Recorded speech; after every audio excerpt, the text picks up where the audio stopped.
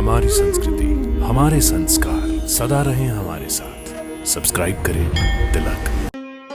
प्रार्थना की खुशबू, cycle pure अगरबत्ती। हे राघव, यदि मैंने मन, कर्म, वचन से इन चरणों के अतिरिक्त और किसी का ध्यान नहीं किया, तो मेरा वचन निभाने में मेरी सहायता कीजिए, क्योंकि पति की आज्ञा के बिना नारी अपने किसी भी धर्म या वचन का पालन नहीं कर सकती।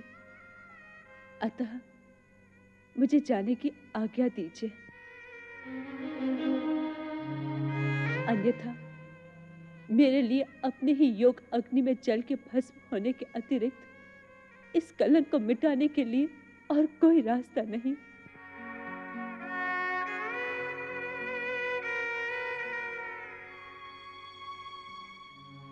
मुझे जाने की आज्ञा दीजिए प्रभु।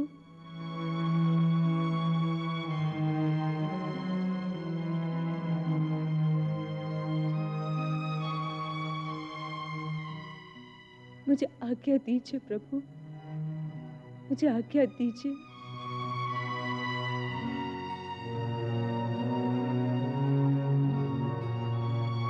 यही एक रास्ता है प्रभु, अब मुझे आज्ञा दीजिए।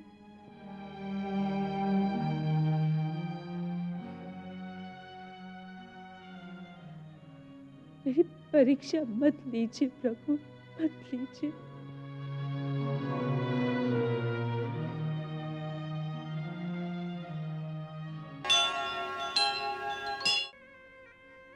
दो एक दिन से महाराज कुछ चिंताग्रस्त लगते हैं। यदि आप उचित समझे तो मुझे अपनी समस्या बताएं। हो सकता है मैं कुछ सहायता करूं। ऐसी कोई विशेष चिंता नहीं सीते जिसके लिए तुम्हें विचलित कर दे। विशेष हो या साधारण, चिंता तो चिंता ही है। आपके हंसी के पीछे विषाद की जो एक रेखा दिख रही है, वो एक वीर राजा को शोभा नहीं देती। प्रजा आपको इस प्रकार विषाद में देखे तो उनका उत्साह क्षीण हो जाता है।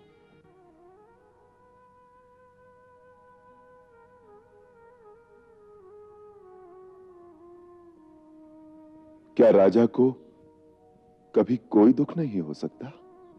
राजा को दुख हो सकता है, परंतु वो उसे दिखा नहीं सकता। एक वीर राजा के धैर्य और सहन शक्ति से ही संबल पाकर प्रजा उत्साहित रहती है। कठिन है, अति कठिन है। यह आदर्श निभाना बहुत कठिन है। मनुष्य को कितनी बार विष पीना पड़ता है। भगवान शिव ने तो केवल एक बार ही हलाहल पी लिया था, परंतु मानव को तो पग पग पर विष पीना पड़ता है। कितनी पीड़ा सहनी पड़ती है मानव के हृदय को। पीड़ा तो मानव जीवन का एक अंग है। मानव का जन्म लिया है तो पीड़ा तो सहनी पड़ेगी। यदि मानव बनना ही है तो यह हृदय नहीं होना चाहिए। दुख तो हृदय ही देता है। यदि हृदय न हो तो भावना कहां से होगी? यदि भावना न हो तो फिर ये संसार ही क्या रहेगा? ये भी देवलोक बन जाएगा, जहां केवल ज्ञान ही ज्ञान होता है। उसमें भावना का आनंद ही कहां? नहीं सीते, भावना केवल पीड़ा है। पीड़ा है, परंतु भावना में महानता भी तो है। और मनुष्य जन्म की महानता भावना के कारण ही है। एक सच्चा वीर पुरुष वही होता है जो भावना के आक्रमण को सहकर भी अपने धर्म के मार्ग को नहीं छोड़ता। वही देवताओं से भी ऊंचा हो जाता है। अतः भावना का सौंदर्य भी रहे, धर्म की दृढ़ता भी रहे। अब यही आदर्श तो आपको और मुझे स्थापित करना है। तुम कहना क्या चाहती हो सीते? महाराज, एक स्त्री के लिए आप इतने चिंतित रहे कि राजकाज में भी विघ्न पड़े, यह अयोध्यापति को शोभा नहीं देता। परंतु हम उस स्त्री को न्याय नहीं दे सके। वो हमारे द्वार से न्याय की भीख मांगती हुई चली गई। क्या हमें इसका खेद नहीं होना चाहिए? मैं उस स्त्री की बात नहीं कर रही, मैं उस स्त्री की बात कर रही हूं महाराज, जिसके कारण आज अयोध्या के राज्य सिंहासन पर कलंक की छाया पड़ रही है। कौन स्त्री? अयोध्या की महारानी सीता, आपकी पत्नी।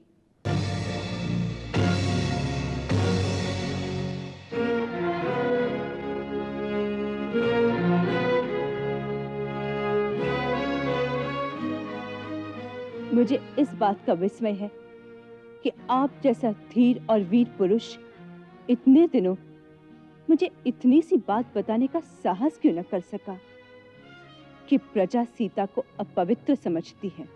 क्योंकि वो बात झूठी थी, तुम्हें बताने के योग्य नहीं थी। परंतु वो प्रजा का मत है।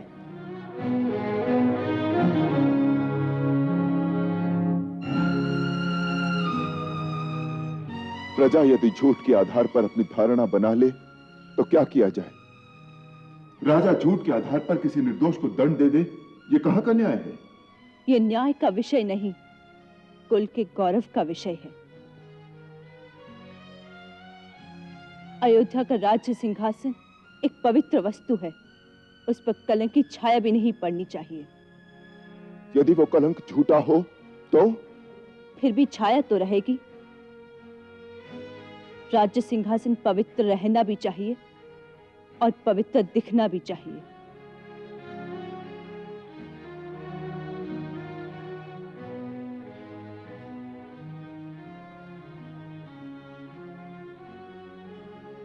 तो उसका रास्ता क्या है?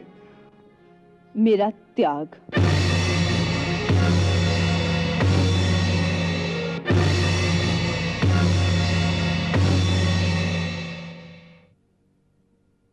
सीता का त्याग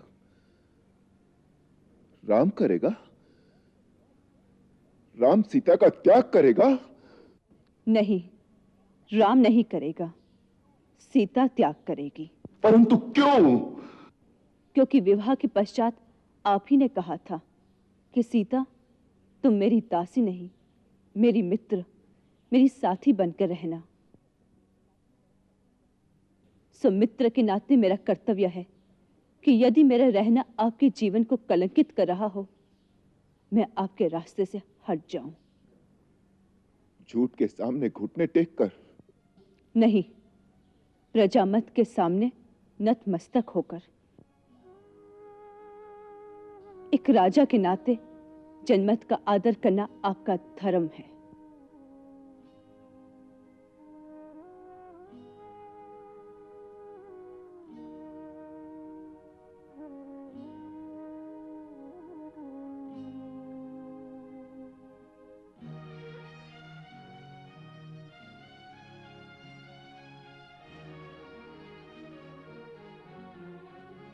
सीते, यदि यही राजा का धर्म है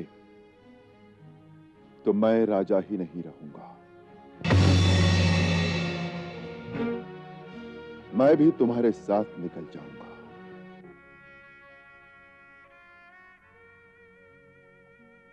यदि आप ऐसा करेंगे तो राजा की प्रतिष्ठा और रघुकुल की उज्जवल कीर्ति को और आघात पहुंचाएंगे। मर्यादा पुरुषोत्तम कहलाने वाला राजा राम एक स्त्री के मोह में फंसकर अपने कर्तव्य पथ से भटक गया। इस कलंक से इतिहास आपको कभी मुक्त नहीं करेगा। सीते, सीते, क्या मेरे लिए केवल राजा का ही कर्तव्य है? मानवता के नाते, पति के नाते मेरा कोई कर्तव्य नहीं? मुझे तुम्हारा साथ नहीं देना चाहिए? कौन सी मानवता, कौन सा नाता महाराज? जिस दिन आपने राज मुकुट पहनकर राजा बनने की शपथ ली थी, उस दिन आपने साधारण मानव होने के अधिकार को तिलांजलि दे दी थी। राजा का कोई संबंधी, कोई सगा नहीं होता, राजा की कोई पत्नी नहीं होती। वो सबके लिए एक सन्यासी बन जाता है, उसका संबंध केवल प्रजा के साथ रह जाता है।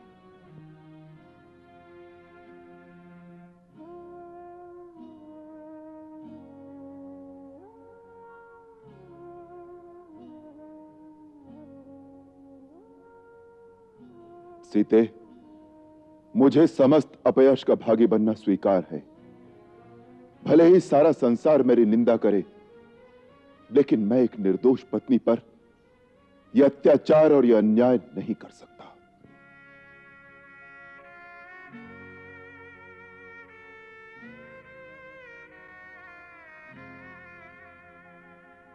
आप राजा होकर धर्म का मार्ग छोड़ना चाहते हैं?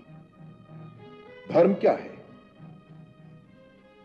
वही धर्म है जिसे अपनी अंतरात्मा स्वीकार करे। गुरुदेव ने भी इस बात की पुष्टि कर दी है। अतः मेरी आत्मा जिसे ठीक मानती है, मैं वही करूंगा।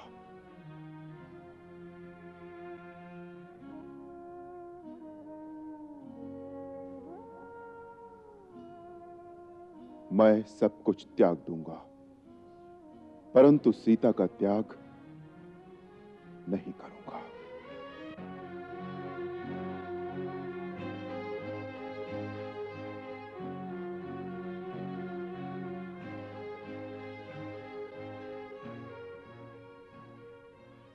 यही आपका निर्णय है? हाँ। तो आइए मेरे साथ।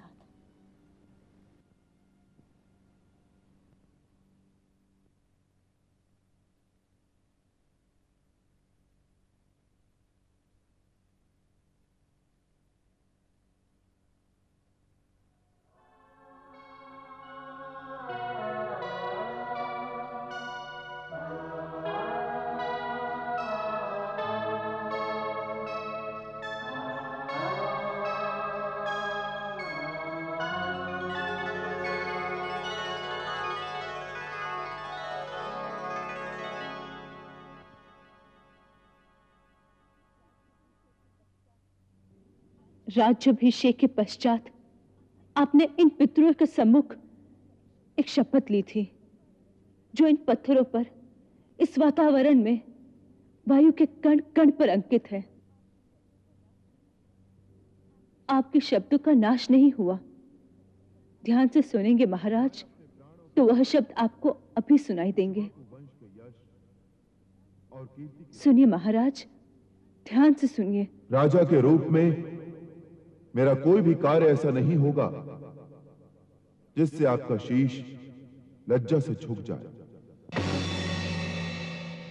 धर्म, न्याय और बलिदान के जो कीर्तिमान आपने स्थापित किए हैं, उनकी उज्ज्वलता यदि किसी भी कारण से धूमिल होने की आशंका भी होगी, तो मैं उस कारण को ही तत्काल मिटा दूंगा, चाहे वो कारण मैं स्वयं ही क्यों ना हूं।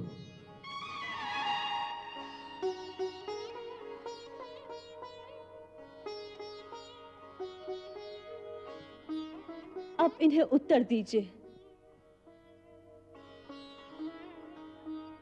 आज क्यों अपनी पत्नी के मोह में आकर अपनी शपथ भूल गए कि जो स्कूल की कीर्ति को धूमिल करेगा, उसका हम त्याग कर देंगे?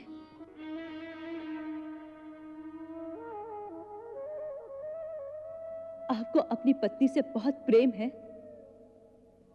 तो क्या महाराजा हरिश्चंद्र को अपनी पत्नी और पुत्र रोहित से प्यार नहीं था? तो फिर उन्होंने अपनी पत्नी और पुत्र को बाजार में खड़ा करके बेच क्यों दिया? केवल अपने धर्म की रक्षा के लिए।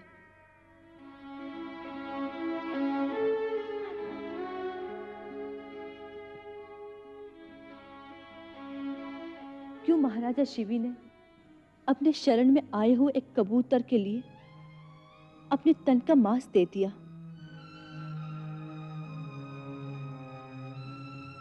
अपने धर्म और कुल की कीर्ति की रक्षा के लिए। इसी प्रकार अब इस कुल की कीर्ति और यश की रक्षा करना अब हमारा कर्तव्य है।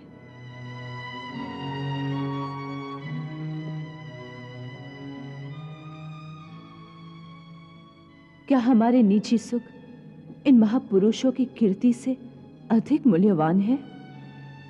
स्वामी, मैं भी इस कुल की बहू हूं।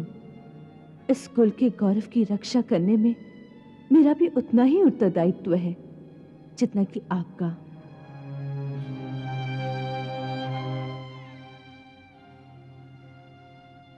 फिर मेरे पितृकुल के पूर्वज आज मेरी ओर देख रहे होंगे कि आज जब ससुराल कुल की कीर्ति और यश के लिए अपने निजी सुख के बलिदान करने का समय आया है, तो हमारी पुत्री उस परीक्षा में पूरी उतरती है या नहीं।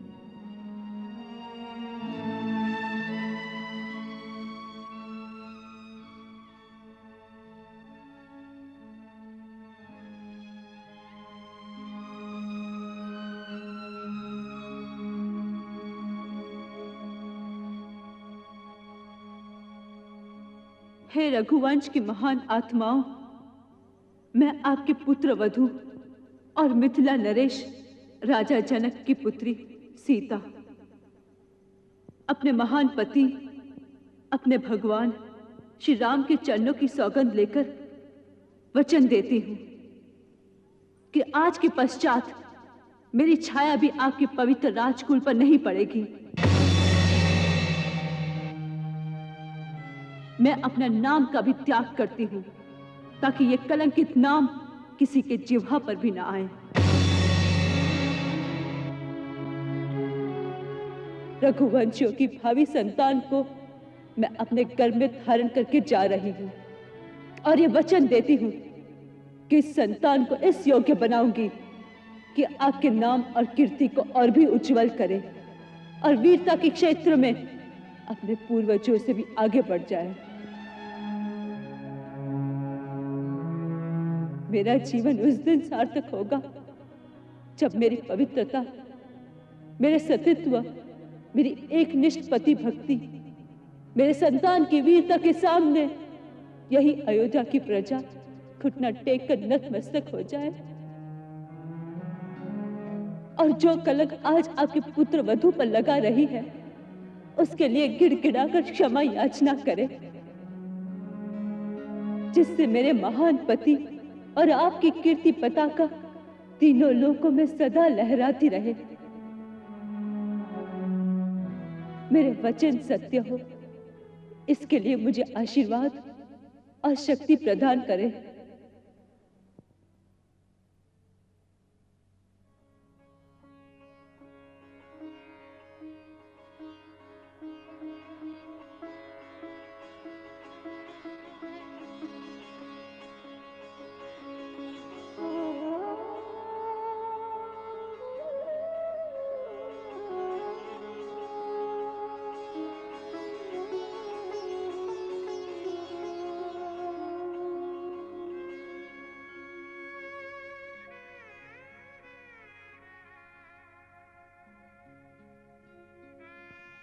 हे राघव, यदि मैंने मन, कर्म, वचन से इन चरणों के अतिरिक्त और किसी का ध्यान नहीं किया तो मेरा वचन निभाने में मेरी सहायता कीजिए, क्योंकि पति की आज्ञा के बिना नारी अपने किसी भी धर्म या वचन का पालन नहीं कर सकती। अतः मुझे जाने की आज्ञा दीजिए, अन्यथा मेरे लिए अपने ही योग अग्नि में जल के भस्म होने के अतिरिक्त इस कलंक को मिटाने के लिए और कोई रास्ता नहीं।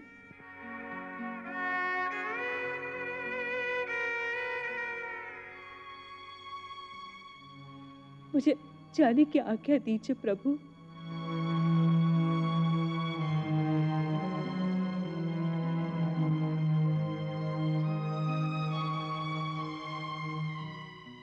मुझे आज्ञा दीजिए प्रभु, मुझे आज्ञा दीजिए।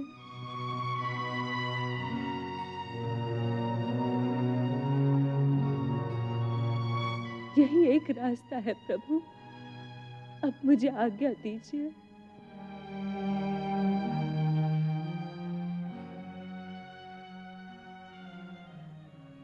मेरी परीक्षा मत लीजिए प्रभु, मत लीजिए।